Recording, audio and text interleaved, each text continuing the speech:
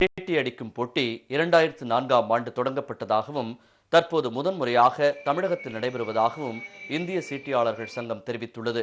8 வயது முதல் 64 வயது வரை உள்ளவர்கள் இந்த போட்டியில் கலந்து கொண்டனர்.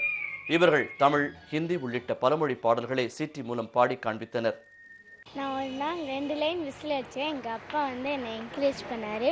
அதுக்கப்புறம் நான் நல்லா டெவலப் பண்ணி 119 ப்ரோக்ராம்ஸ் முடிச்சிருக்கேன். என்னோடய ஆசை என்னென்னா, நான் உலக அளவில் பெரிய விசிலராக வரணும். மனசுக்கு ரொம்ப சுகமாக இருந்தது, சந்தோஷமாக இருந்தது. Because whistle is a very special art. குரலே தான், குரலில் பாடுற பாட்டு தான் விசிலாக வருது.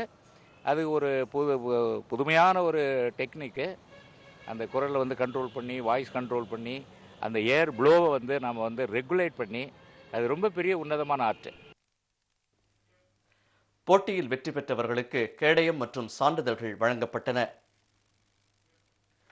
பள்ளிகளுக்கு இடையிலான மாவட்ட அளவிலான மட்டைப்பந்து போட்டி திருவண்ணாமலையில் இன்று தொடங்கியது.